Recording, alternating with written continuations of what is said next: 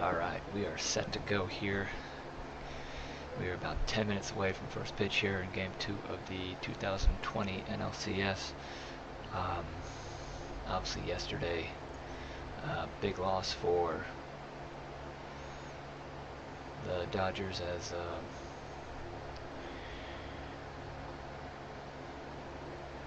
let's wait for some people to get here and then we'll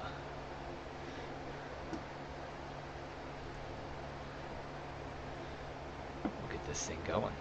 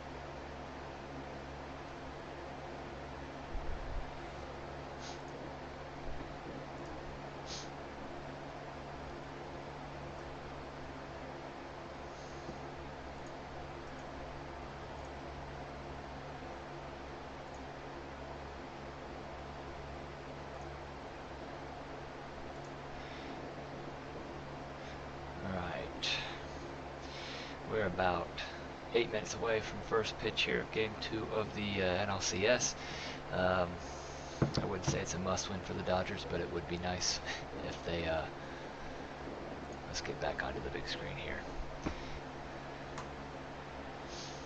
It'd be nice for them if they got back into this series, because now with Clayton Kershaw missing Game 2 because of back spasms, not being available for Game 3, we are now looking at the possibility of only seeing Kershaw one time in this series, possibly Game 4.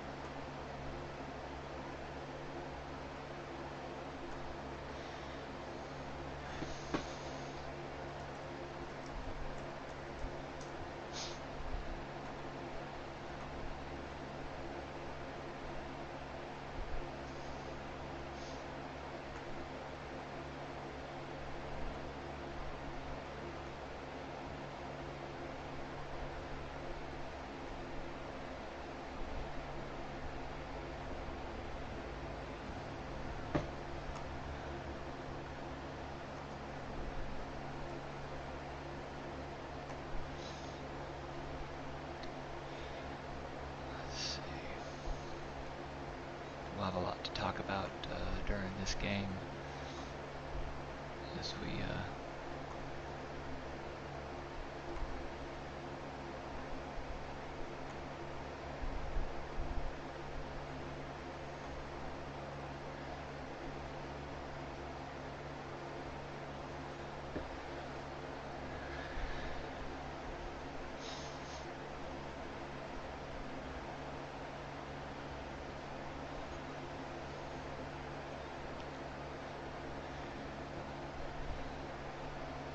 keys to victory here for game 1 of the or game 2 rather, of the NLCS. For the Dodgers, it is very important that Gonsolin takes this at least to the 6th or 7th inning, because this is going to be a very taxed bullpen as we move along into the middle of the series. After game 3, you'll probably have Kershaw pitching game 4 if his back is acting alright.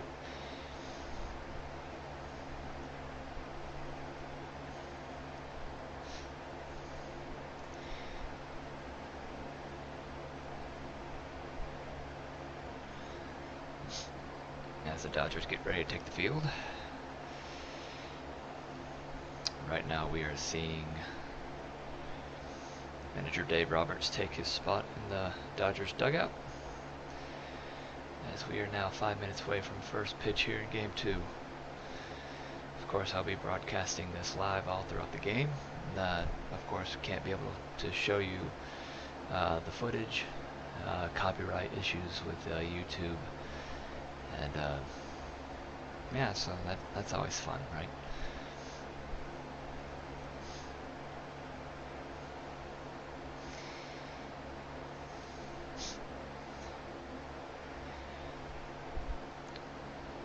So obviously, let's go over the starting lineups for your Atlanta Braves if you are a Braves fan.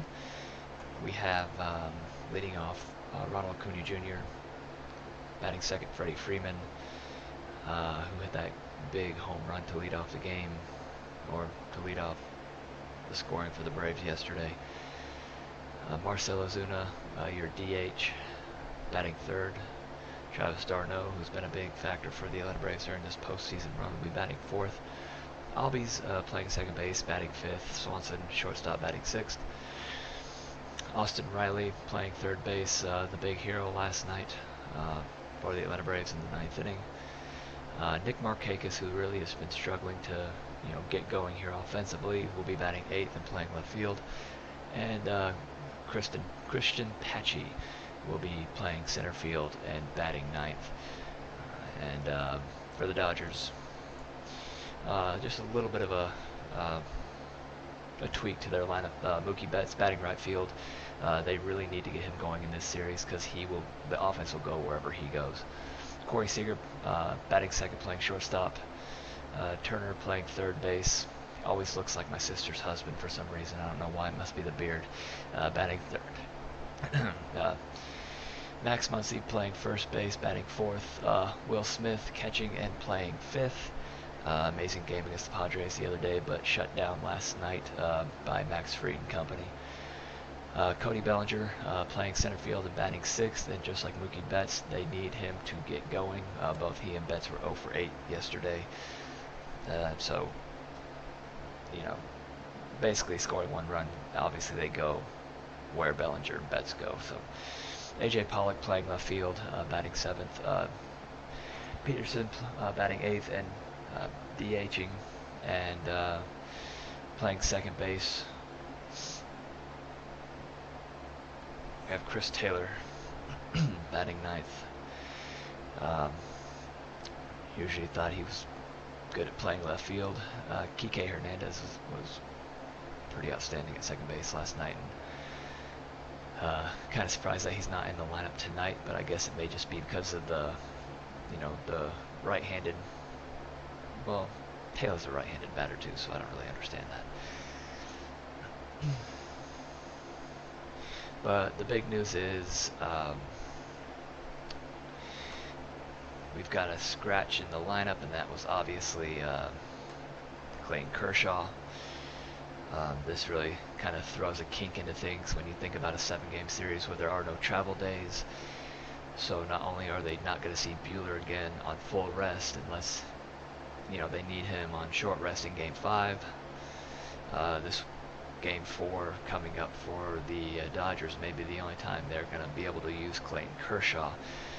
And this was a big blow because they could have gotten away with this last year or the year before because Hyunjin Ryu, Kenta Maeda were big staples to that Dodgers rotation. But as you know, Maeda went to Minnesota, Ryu went to Toronto. So I would not have been as worried heading into this series for the Dodgers. Now it's on their bullpen. So they really need Gonsolin to go deep into this game. He went 4 innings against Atlanta last year, did pretty well, only gave up 1 run. But this is definitely a different Atlanta offense, a hotter team right now. So to say that this is a must-win for the Dodgers, I would have to agree with that. So rookie, well, not a rookie, but rookie to the postseason, I guess you could say, is now being thrown into the fire, and we'll see how we can handle this Braves lineup this time around.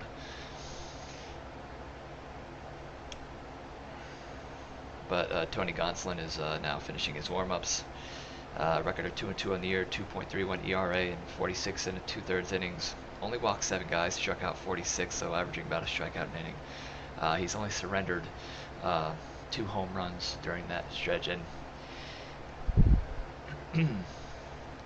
and the first pitch of the ball game hits Acuna up high on the elbow. Not too thrilled about that. Just kind of walking around right now, just slowly making his way to first base. It looks like it caught him on the wrist. Oh, it didn't catch him at all.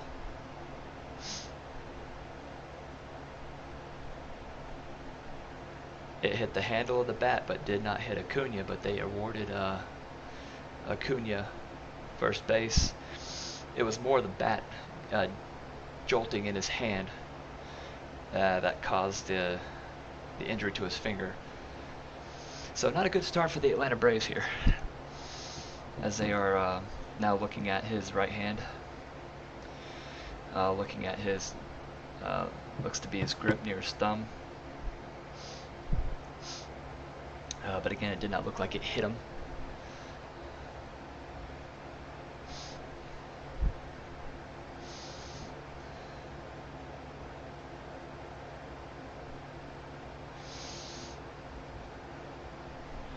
So really, if we can just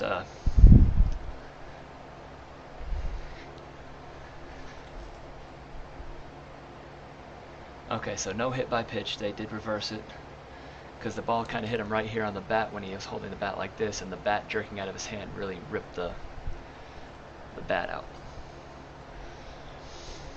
So that clarifies that, as the hit by pitch turns into a foul ball. We have now a 0-2 count on Acuna.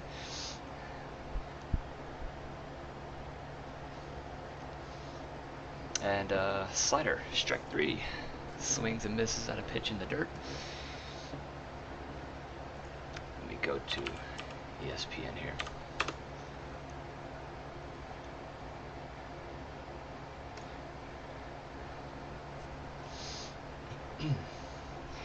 Yeah, ESPN's always my favorite thing.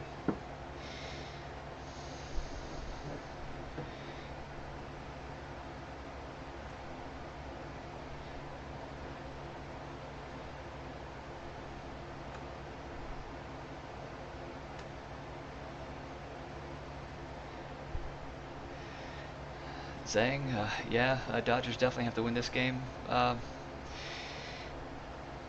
Last night with runners in scoring position, they only had 2 opportunities. So this is something that Atlanta really needs to do, as Freddie Freeman pops it foul down the left field line. Kind of 1-2 on Freddie Freeman. Mark Hake, well, yeah, I forgot Zangier. Braves fan, not a Dodgers fan, so my apologies about that. But the Braves do need to get this. Um, with Kyle Wright going tomorrow, I still believe that Atlanta should have added Sean Newcomb to the playoff roster because he almost no-hit the Dodgers 2 years ago. So he's had success against this lineup, and the Dodgers statistically can't hit lefties as good as they can hit righties. So, the key right now for Atlanta is to score early, score often, get into that Dodger bullpen, wear them down. That way, their long-term prognosis going into games 4 and 5, in case Kershaw can't go in game 4, look good for us.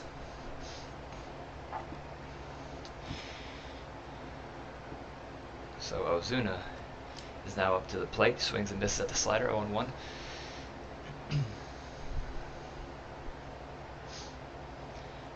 Marcell Ozuna, 259 average, 1 homer, 6 RBIs.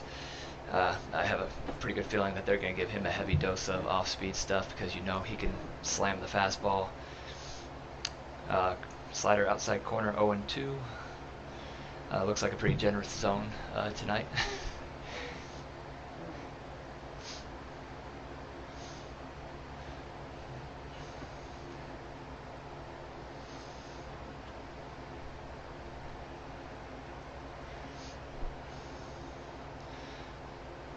Tony Gonsolin looking pretty good right now.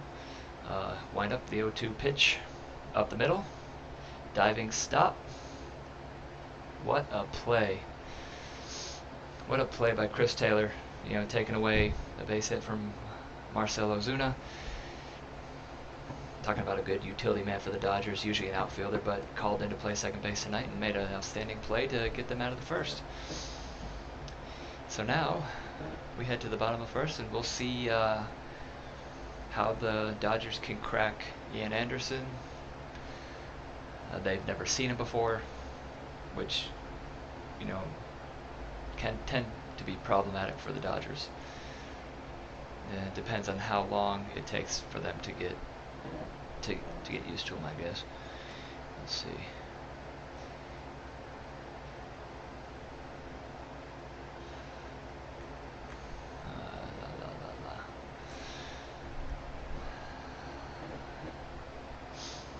But yeah, the key for the Dodgers right now is to strike early, strike often.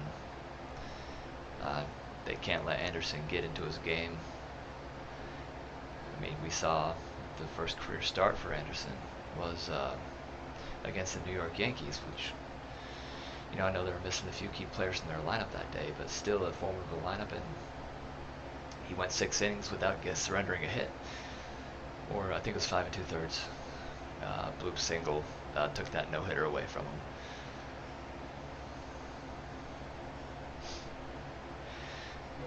So just want to take a quick second while we're in commercial break here. Actually got a baseball. It was one of those surprise boxes. You pull out an autographed baseball, and this happened 3 weeks ago. I pulled out a autographed baseball of Joe Morgan, believe it or not, and unfortunately he passed away over the weekend. Probably one of the best second basemen to ever play the game. Very solid offensively, defensively. Anchor for that big red machine. One of the smallest guys out there, but yet at the same time one of the biggest guys out there. So definitely losing a lot of Hall of Famers this year with Lou Brock, Whitey Ford.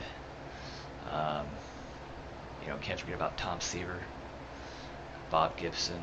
I mean, 2020 is not really treated as well this, for right now. So Mookie Betts and Seager and Turner going to be leading it off here. Like I said, wherever he goes, that's where the offense goes, and he and Bellinger combined 0 for 8 last night. That really killed him.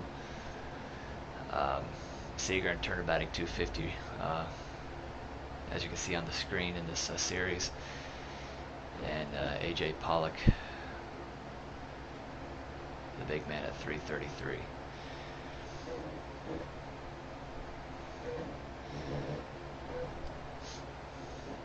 So Ian Anderson's towing the rubber.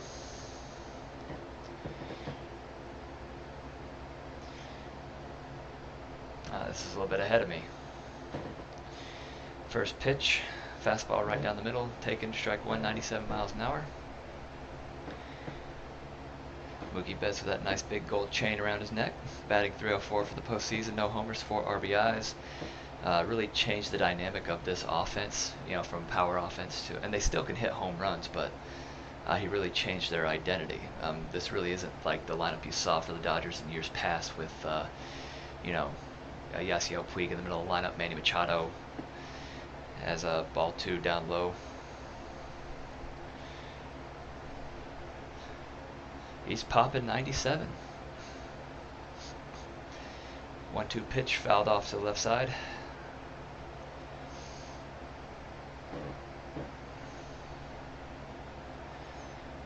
I mean, what a steal for the Dodgers. I mean, I don't know if Boston wasn't able to pay him or whatnot. Oops.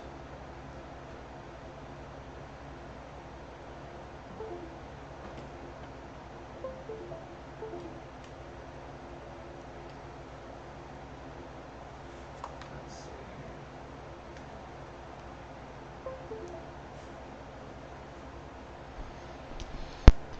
Sorry about that, technical difficulties just for a second. For some reason my headset blew out. So we got a 3-2 count on Mookie Betts. If you want to follow along the screen, that's fine. I'll still do play-by-play as I do have it live right here on my phone as well. The windup in the 0-2 is grounded foul off to the left side, just past the third base coach. So we will do it all again. 7 pitch at bat so far, so Dodgers really getting off on the right foot in terms of upping that pitch count for Anderson.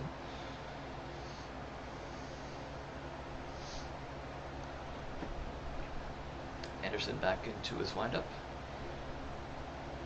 And pop foul yet again. 96 mile an hour fastball. Foul straight back.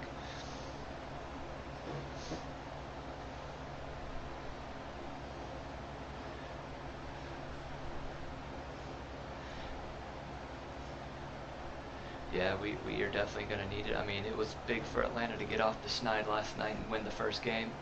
The 3-2 pitch misses down low with the changeup. So Mookie Betts doing what he does well, working the count and getting on base. Setting the stage for the rest of this lineup. I think Corey Seager and Justin Turner are going to be huge for them tonight if they're going to get anything started and attack Anderson early.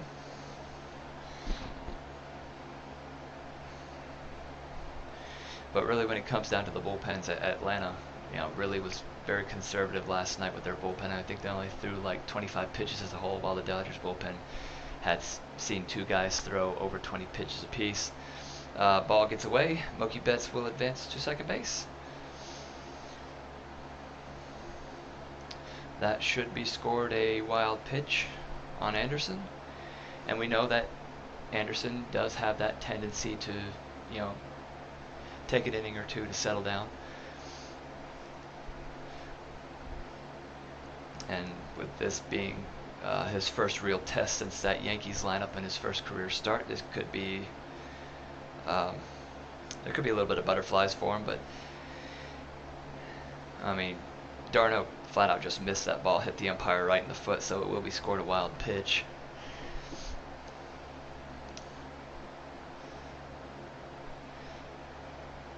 As Anderson looks for the sign, sets, 1-0 pitch, popped up foul, left side, and data play.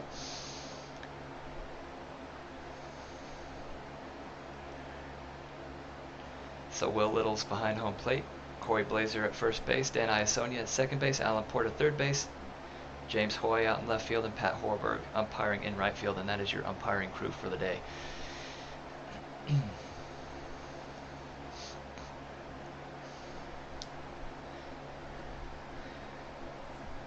As he gets into his stretch, Anderson delivers the 1-1. Inside corner, strike 2. Looked like it was a little bit off the plate, so it looks like this umpire behind the plate is going to be a little bit generous. I don't mind. I think that works well in Atlanta's favor. So, big pitch coming here. There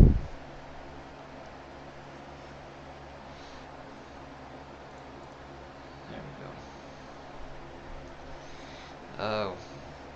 inside, barely inside, just a tad bit low. It's kind of,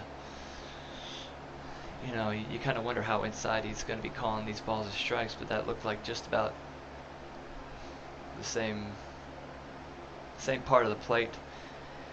Maybe just a little low for him as he gets into the stretch. Delivers the 2-2 pitch, and Seager hits a ground ball down the first base line, and foul ball.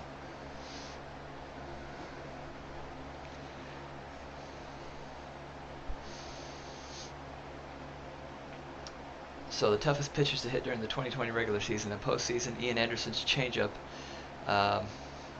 Batters are hitting 079. So that's giving you a little bit of something right there. And for the Dodgers, seeing this the first time, it's going to be a little bit tough. Ian's just got to keep these guys off base. Got to stop walking guys. 2-2 pitch fouled off. 95-mile-an-hour fastball. But I think any seasoned baseball fan will know that, walks will kill you, especially early on in the game. Can really get you out of your rhythm, not really help you get into any rhythm at all. 15 pitches already for Anderson, still without an out. Justin Turner waiting on deck. Peterson waiting for the 2-2 pitch, and here it is. Swung on and missed on a slider. That's a big out, number one for Ian Anderson, as Corey Seager is now down on strikes. And now we go with the righty Justin Turner, who's going to be, he can be a real thorn in the side, especially this late in the season. He is really clutch. Definitely one of those guys I wouldn't mind having on my team, but with Austin Riley, obviously we're not going to be, entertaining that idea. So Turner steps in. 136 average for the postseason, no homers, 3 RBIs, but was 1 for 4 in game 1. Would be a great time for him to step up and deliver a clutch hit here as he takes a ball outside 1-0.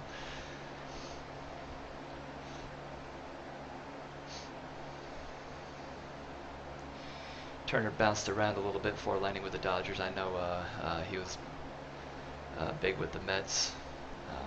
It's amazing how you can just bounce around until you find that one perfect match. Sharp slider, strike one. 1-1 count on Justin Turner. He's got some good bite to that pitch.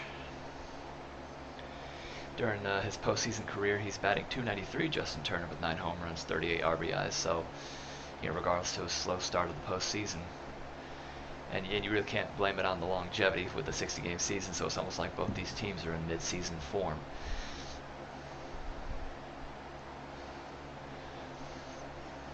Mookie Betts taking his lead off of second base.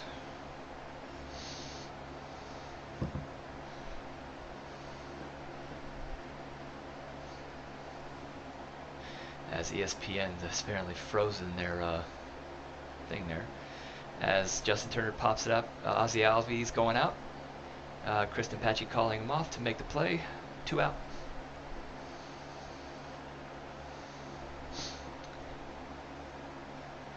And Fox has to get their gambling fix in by doing their Fox Bet Super 6. I guess it's not really gambling if you're not spending any money, but pick 6 answers about tonight's game and win $25,000. You download the app and play for free. There you go, Fox. I just did some advertising for you.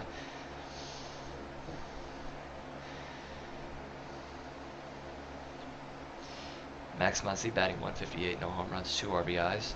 I mean, this Dodger lineup really has to get it going for them to have a chance with the pitching as slim as it is for them. I know the publications, that's ball 1 in the dirt, 81-mile-an-hour slider, as the publications have been talking about how great their offense is and how great their pitching is. Their pitching is kind of banged up. I mean, you've got Buehler with the 2 blisters on his index and middle finger, and with Kershaw with his back. I mean, you don't have the Hyunjin Ryu, or I have a hard time pronouncing his name.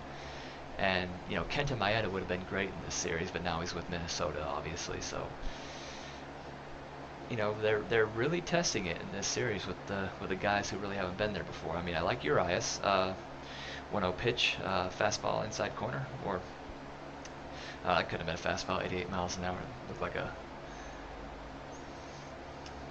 If it was a changeup or a slider, it didn't break. So Ian Anderson is from Clifton Park, New York. Only 6'3", 170 pounds. Inside, ball 2 with a fastball. You know, because I had a friend who pitched for the Dodgers a couple years ago. Actually played in the World Series Game 3. Named Josh Fields. He was only coming about 5'10", and he couldn't weigh 170 pounds of soaking wet. So it's all about the mechanics. I remember in batting practice in '02, he broke my glove. Oh, a quick pitch from Anderson. Change up, strike 2, swing and a miss. So Anderson's 1 strike away from stranding that leadoff walk.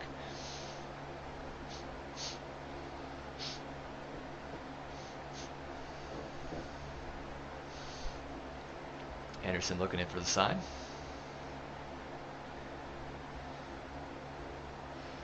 He gets what he wants, and the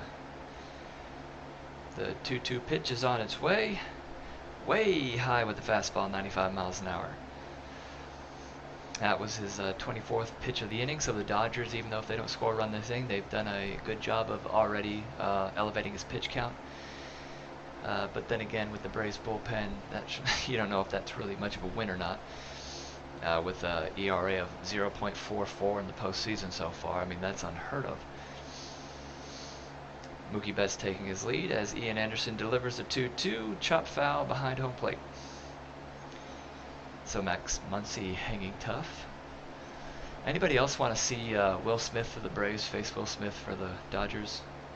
I don't know if that's just me or not.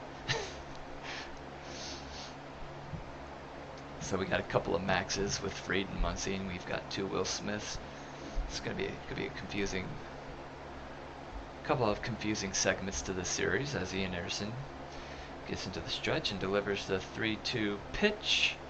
Check swing, did he go around? He did not, and Max Muncy draws a walk with 2 outs here in the bottom of the first.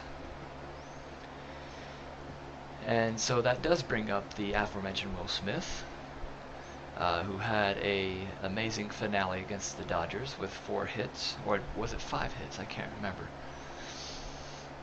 Sorry, I can hide my own Easter eggs at times. I tend to forget a few things. A little meeting on the mound between d'Arnaud and Swanson and Anderson as they figure out a game plan on how to pitch Smith here.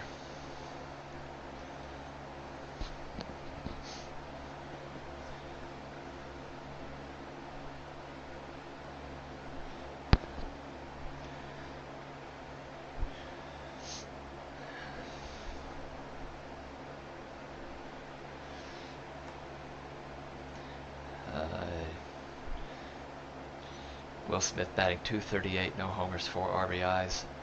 First pitch, slider with a good bite to it. My goodness, strike 1. I think if Anderson's going to be successful in this game, he's going to have to rely on that off-speed stuff a little bit more. As Anderson looks in for the sign, gets it. And here comes the 0-1 as another slider just misses outside, 1-1. As Anderson's now approaching 30 pitches for the inning. This will be pitch number 29 for him. So one's got to wonder how long he's going to be going in this ball game. Again, would have been nice to have Sean Newcomb with the experience that he's had against this club as Anderson delivers the 1-1. And what a stab by Austin Riley. Throws the first, pulls Freeman off the bag, but he stays with it, and the inning is over. Wow. Now there's some kind of confusion. Well, let's see what's going on. What a snag by Austin Riley. And it looks like Freeman kept his foot on the bag, so I do not know what the delay is here. Oh yeah, he is on the base, as shown by instant replay.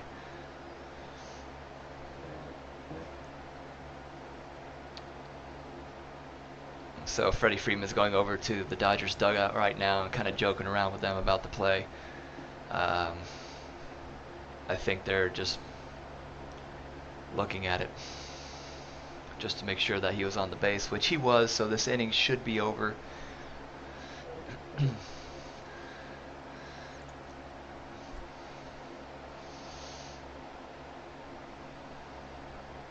Austin Riley, who kind of olayed that ball yesterday in game 1. And there we go. Now it's showing on our live stream that it is a ground out and the inning is over.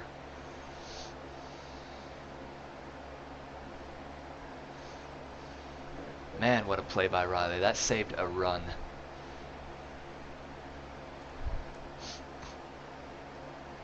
Again, it's going to be a little bit ahead ESPN's feed compared to what we have right now going on with my live stream on the phone, as they now have called them out. So Darno, Albies, and Swanson coming up here in the top half of the second, see if they can get something going against Gonsolin, who had a pretty uneventful first inning. 10-pitch inning for Gonsolin, so it looks like if this is going to be a race to the bullpen, the Dodgers are going to win or lose, depending on how you look at it. So Adam Duvall being left off the playoff roster now. Johan Camargo taking his place, which means now that Duvall will not be eligible for the World Series. But I think with the addition of Pablo Sandoval, that kind of gives them flexibility, because if they do need an extra outfielder, they can always push Riley to left or right and put Sandoval there at third base. So that depth is kind of nice, and plus you still have Charlie Culberson, who can play a little bit of shortstop and outfield. So I do like the coverage that the Braves have had in this series. In terms of the Dodgers, once again, I mean, their pitching is kind of thinning out a little bit. I mean, if this was a series where they still had Ryu and Maeda, I would have been worried for Atlanta, but now, you're throwing Gonsolin and Urias and hopefully Kershaw in Game 4. Do you guys believe that this is a must-win situation for the Dodgers? That's the question. Because you think about going down 2-0 in a series where you're only going to have Kershaw once, because there are no off days. So, instead of pitching games 1, 4, and 7, possibly, you can only pitch now maybe Game 1 and Game 5 if you're on short rest, and regular rest games 1 and 6. So obviously pitching Game 4 for Kershaw takes him out for the rest of the series, unless they really want to stretch him. But if he's got a bad back, I don't think you really want to do that. So they're really going to have to rely on the new guys, Urias, Gonsolin, May. I really disagreed with how Dave Roberts used Dustin May yesterday. 21 pitches. I thought he would have been a good Game 4 or Game 5 starter, but if they continue to burn him,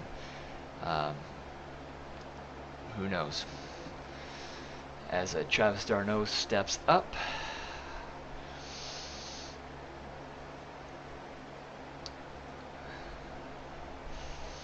Leading off the top of the second. So, no hits given up by Anderson, but he did throw a lot. I think he was, a little bit amped up. It happens.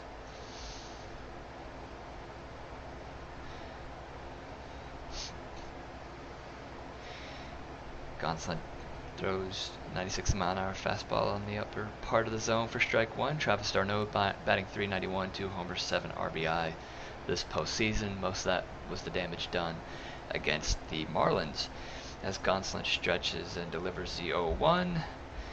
Just high ball 2.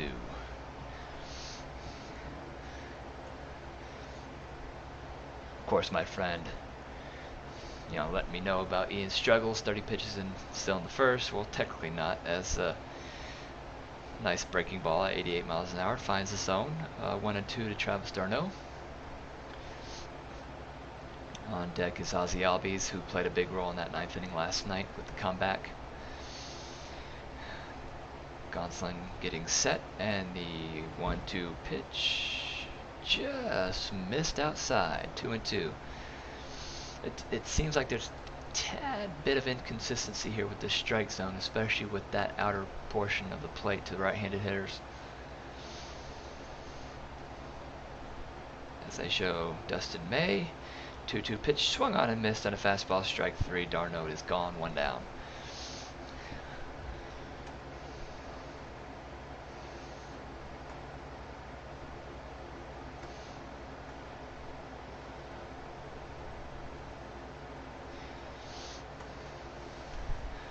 So with 30 pitches for innings in the first, we may be seeing Mastek, someone like that, come in maybe in the 5th or 6th inning if he cannot get these short innings. And you know the Dodgers love to work those hitters. You know, they love to work the pitchers rather. Very patient team, very disciplined offense. Oral Hershiser cut out as Gonsolin gets ready for the 0-1 pitch. Albie swings and sends a drive into the left center field gap, but it's gonna hang up there for the 2nd out. A.J. Pollock with the play.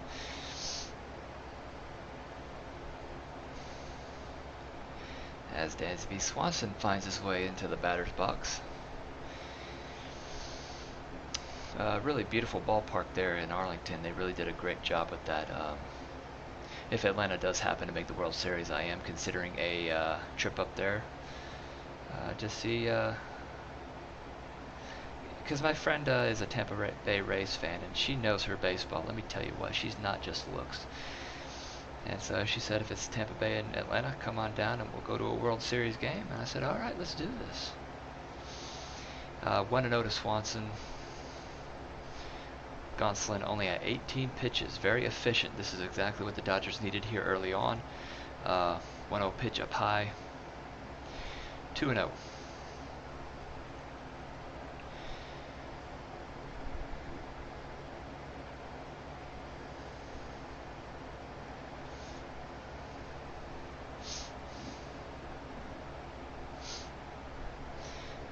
Pitch. Swanson swings and pops it up, swinging 2-0, and that will get Gonsolin out of the inning as the play is made by Chris Taylor.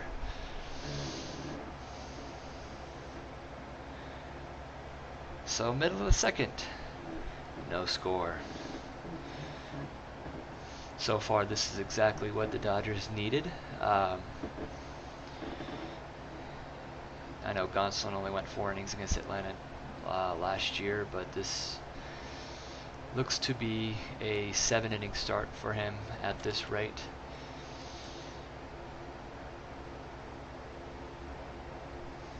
As the Dodgers are going to be countering with Bellinger, Pollock, and Peterson here in the bottom half of the 2nd.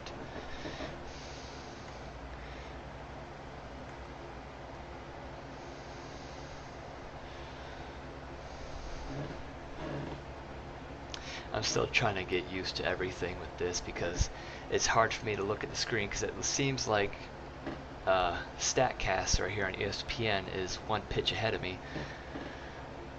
So it kind of takes away the suspense, if you will. So I might just figure out how to do this. I'll be better prepared tomorrow for Game 3.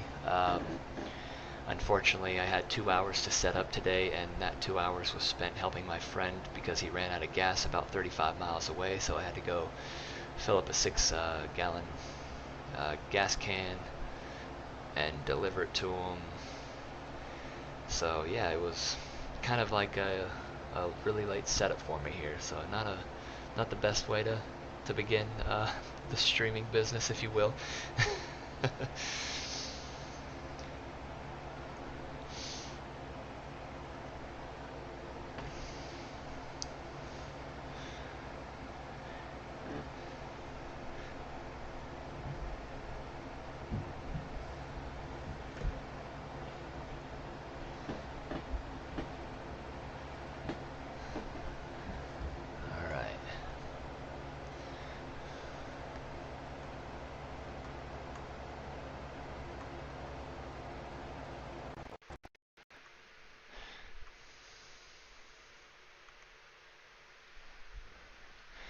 So at the beginning of this series, I do remember them talking about the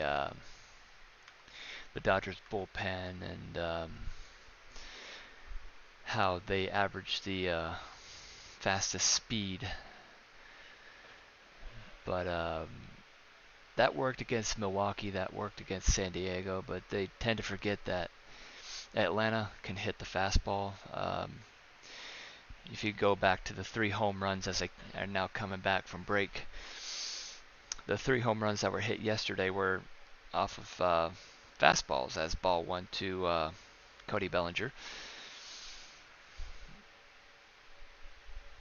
I think it was Albies hitting a 96-mile-an-hour fastball out as Anderson gets into the wind, and the 0-1 pitch is popped foul near third base side, and Riley's going to run out of room. Freeman hit a 97-mile-an-hour fastball into the right field seats, and at the same time, Austin Riley in the 9th inning hit a 98-mile-an-hour sinker right down the middle. And when you heard that off the bat, you knew that ball was going a long way. As Anderson gets into the wind, and the 1-1 pitch to Bellinger is swung on and missed. Fastball up in the zone at 96 mile an hour. It is 1-2. But Ian Anderson has to find the strike zone in this inning. He cannot take another long inning like this. The wind and the 1-2 pitch. A breaking ball swung on and missed. Strike 3. Bellinger is now down on strikes.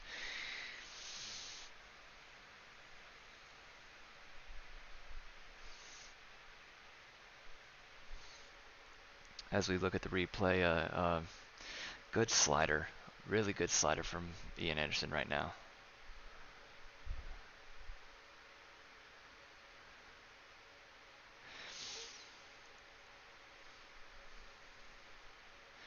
Up to the plate now is A.J. Pollock.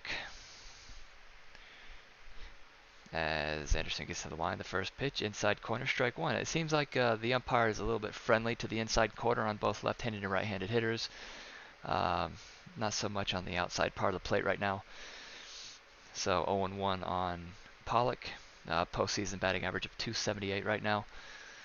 This Dodger lineup really hasn't gotten together recently, as the 0-1 pitch is on its way, down low, 95-mile-an-hour fastball.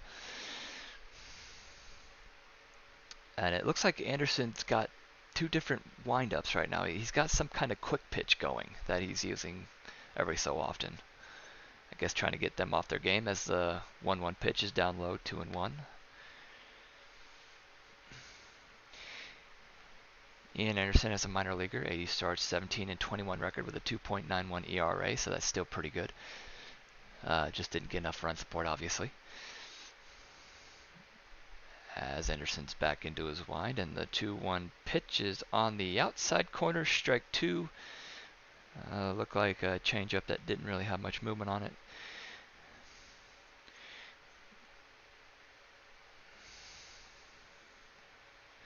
You were talking about a Braves staff with an ERA over 5. It was one of the worst starting pitching ERAs in league history in terms of teams that have made the postseason. And now their ERA is a 1. 2-2 pitch is swung on and hit high and deep into left field. Well, not too deep. On the run for it is Nick Markakis to make the play. We've got 2 out here in the bottom of the second. That play kind of threw me there. He got under it a little bit. Looked like the ball was going to carry a little bit farther, but we are playing in Arlington with that big ballpark now. Arlington going from a hitter's park to a pitcher's park in the span of one season. And so now it's all up to Jock Peterson to keep this inning going, batting 190, 7 home runs, 16 RBI during the regular season. Obviously, when he makes contact, he can do some damage. But obviously, he has been struggling as of late with consistency. First pitch slider, strike 1. But in the postseason, he is hitting .333. I know that's just a little small sample size. Anderson stepping back onto the rubber, looking in for the sign, and he is ready for the 0-1 pitch, which is taken for strike 2. on the outside corner. So Anderson with his 40th pitch, considering that he was already at 30, is now one pitch away from getting out of the inning.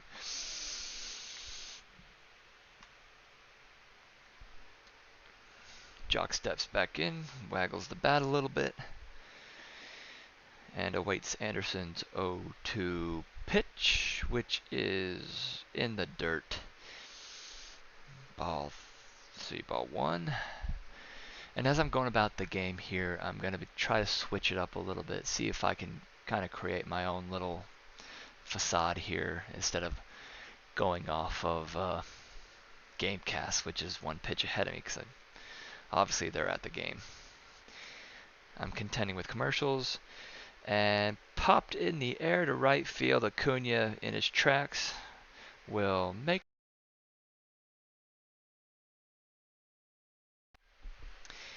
and the inning is over. So no runs, no hits, no errors, nobody left. We head to the top of the third. Give me 2 seconds, ladies and gentlemen. I will return. I have to go get my laundry.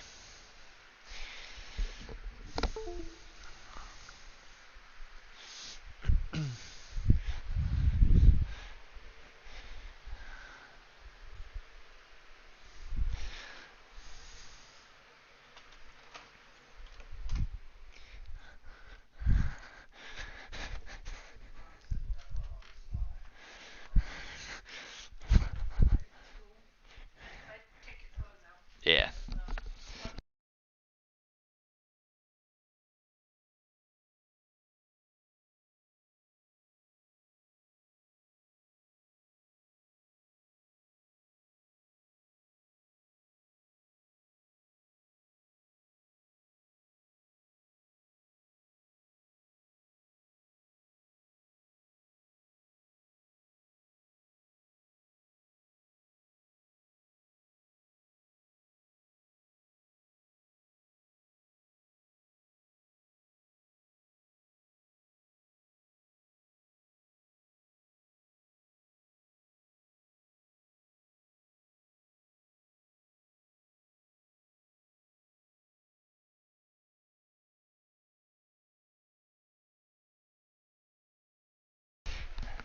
Yeah, man's got to do laundry, but I say to hell with laundry right now. There's a ball game going on. If it wrinkles, it wrinkles. I'll be like John Smoltz and just iron it while it's on me.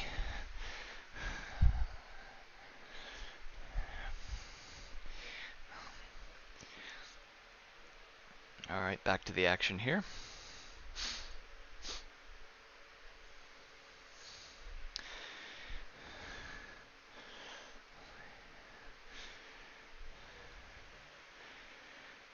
And of course, when I'm sitting there saving my friend from his peril running out of gas up there, kind of took away my pizza getting time, and so now I'm left with Pop-Tarts. Don't you love friends? Makes you wish you had more of them.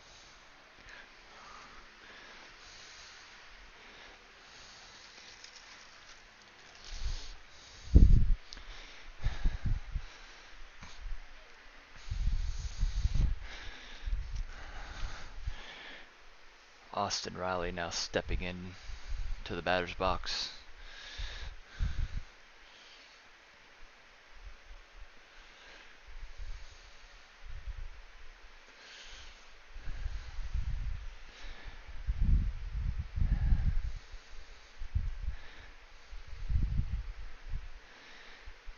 First pitch, off speed, strike one, finds the top of the strike zone.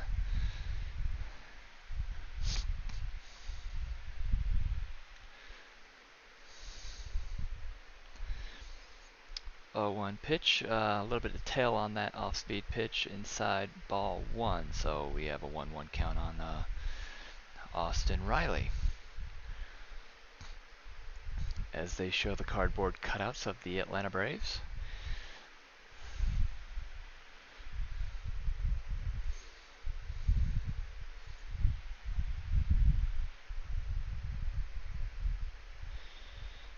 Looks like I'm having some technical difficulties here.